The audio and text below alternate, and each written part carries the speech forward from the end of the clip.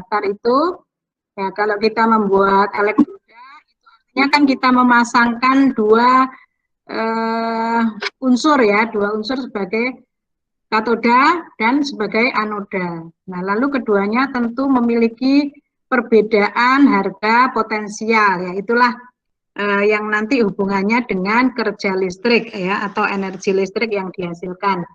Baik, saya mulai dari mengingatkan lagi ya, selalu saya mengingatkan bagaimana konsep dari kelistrikan itu sendiri ya. Konsep termodinamika tidak hanya berhubungan dengan mesin uap atau transfer energi berupa kalor dan kerja ya, tapi juga secara molekular, secara mikroskopik ya.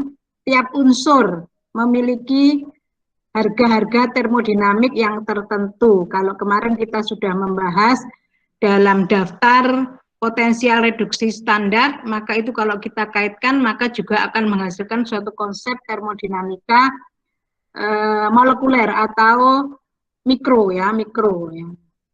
Dalam konteks kehidupan sehari-hari, aplikasinya sangat luas ya, mulai dari pemanfaatan baterai untuk menjalankan hampir semua alat elektronik hingga pelapisan logam pada permukaan logam lain ya.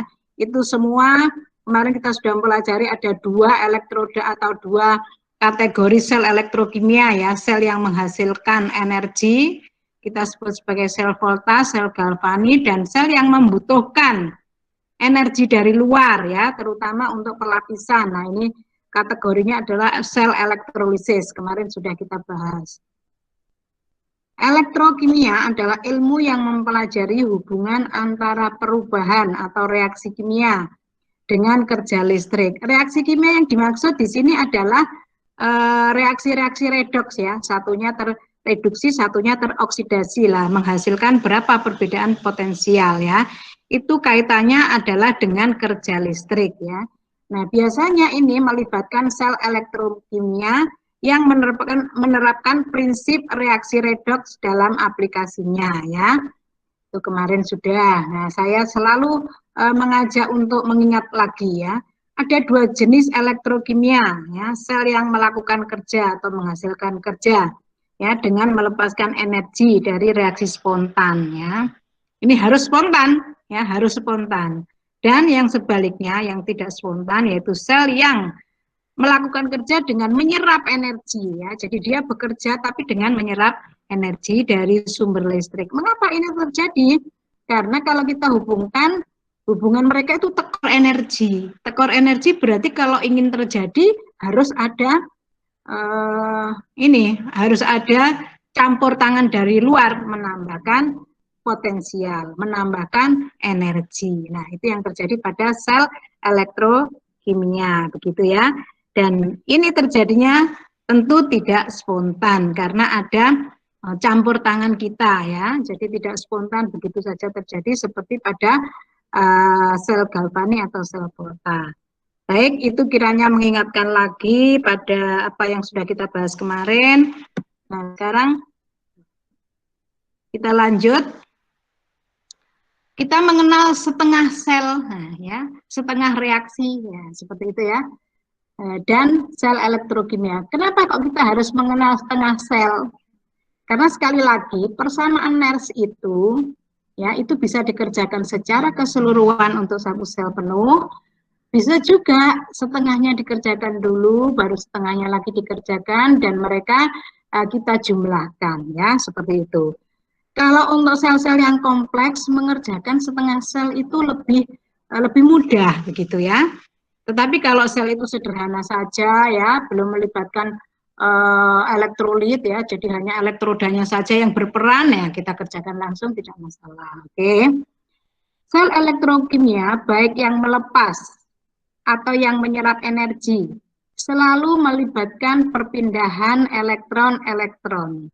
Masih ingat ya kemarin, bagian yang teroksidasi akan terlucuti elektronnya dan masuk ke area pengangkutan atau area kawat ya, masuk ke sana. Sedangkan kation-kation yang terlucuti mereka akan terjun ke elektrolit. Masih ingat ya yang kemarin? Oke. Sehingga yang tadi kita katakan melibatkan perpindahan elektron-elektron dari satu senyawa ke senyawa yang lain dalam suatu reaksi oksidasi reduksi. Oke, oksidasi adalah hilangnya elektron, ya, hilangnya elektron. Sedangkan reduksi, ya tentu saja sebaliknya, ya. Jadi diperolehnya elektron. Jadi karena hilang elektron maka muatannya jadi positif, ya, begitu. Itu yang dikatakan dia teroksidasi. Kalau tereduksi karena dia menerima elektron maka menjadi negatif, ya, kelebihan muatan elektron, begitu ya. Zat pengoksidasi adalah spesies yang melakukan oksidasi, ya, begitu. Mengambil elektron, ya, dari zat yang teroksidasi. Ya, jadi pengoksidasi dalam hal ini dia mengalami reduksi, ya. Zat pereduksi, nah dalam hal ini dia mengalami oksidasi, ya. Jadi melakukan reduksi, memberikan elektron kepada zat yang tereduksi. Karena dia memberikan elektron, otomatis dia nanti kehilangan elektron, ya. Dia menjadi muatan positif. Baik. Setelah reaksi, zat yang tereduksi memiliki bilangan oksidasi lebih tinggi, ya. Karena dia tadi teroksidasi melepaskan elektron, otomatis bilangan oksidasinya lebih tinggi dan sebaliknya, ya. Zat tereduksi memiliki bilangan oksidasi yang lebih rendah karena makin negatif, karena menerima elektron, karena elektron itu muatannya negatif, begitu ya. Baik, ini saya kira tidak perlu dihafal, tapi kalian akan akan secara otomatis begitu ya, secara otomatis dengan pemikiran-pemikiran atau dengan logika-logika yang mudah sekali dipahami, ya. Jadi tidak perlu saudara menghafal begitu. Oke, baik. Sekarang kita ke terminologi redoks, ya. Jadi ini tadi sudah kita bahas, tetapi sekarang kita petakan dalam gambar berikut, ya. Jadi proses, ya, kalau dia oksidasi pasti akan ada yang kehilangan elektron, ya, kehilangan elektron. Dan dia disebut juga sebagai pereduksi, ya, pereduksi karena dia mengalami oksidasi. Nah, otomatis oxidation number increase, ya.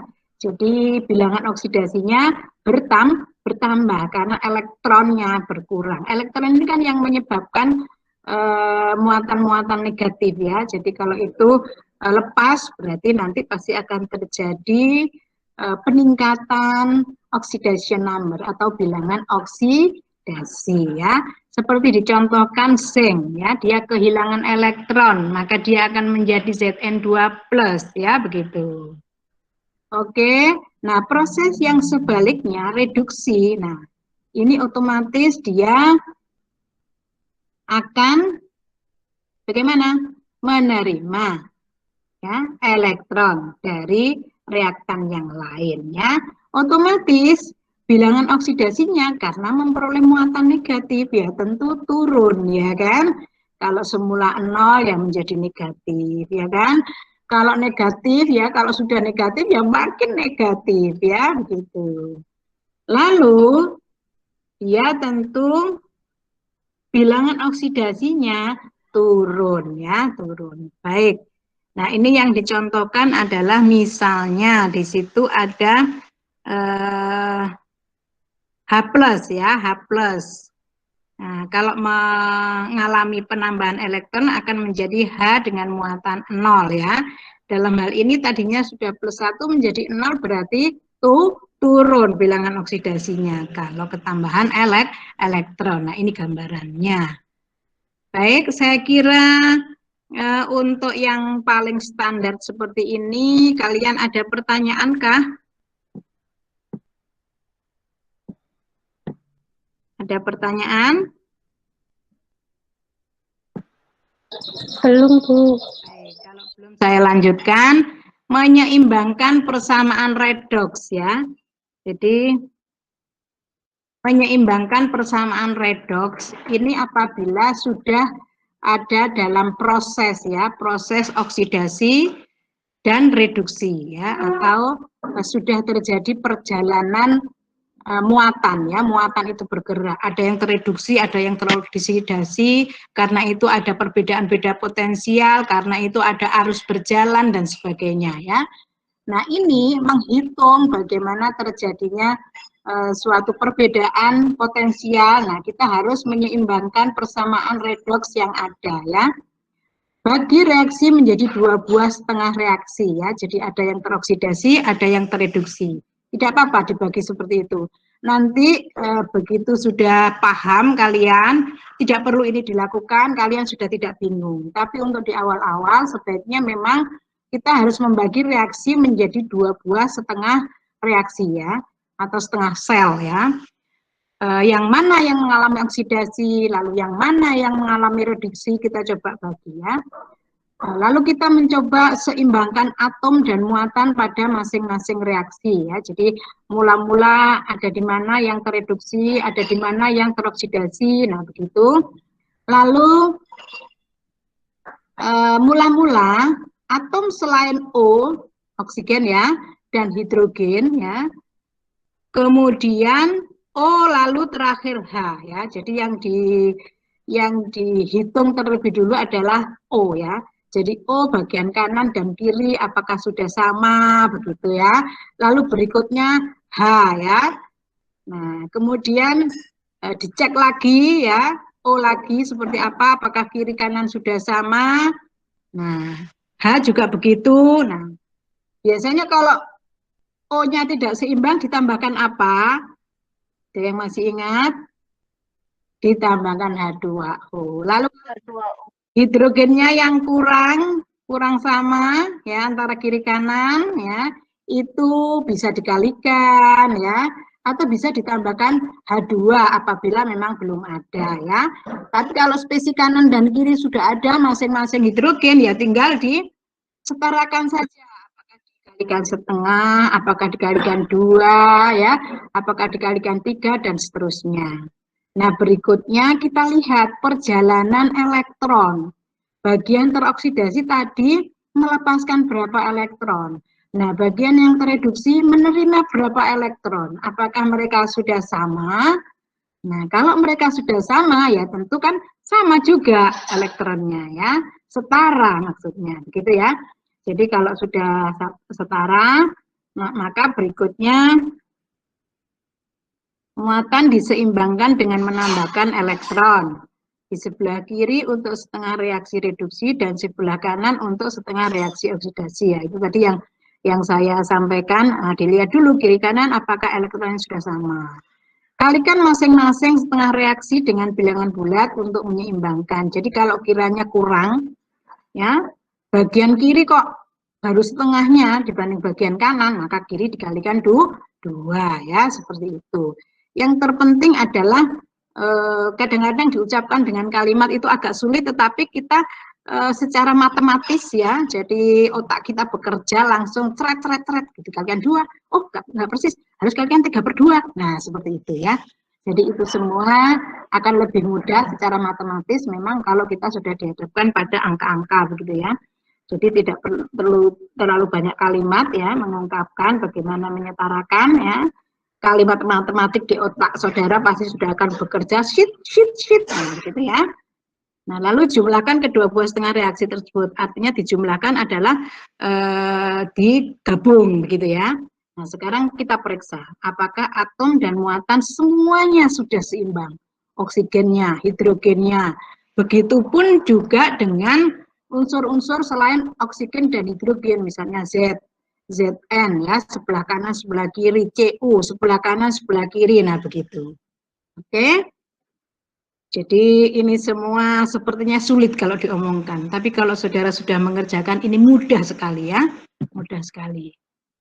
Nah, reaksi redoks dalam suasana asam, karena nanti akan ada dalam suasana basa, tentu akan berbeda apa yang akan ditambahkan ya, karena suasana asam yang elektrolit itu juga akan berpengaruh pada reaksi redoks yang terjadi ya. Jadi mari kita perhatikan untuk reaksi kromat, CR di situ tadinya berapa itu? bilangan oksidasinya. Jadi dengan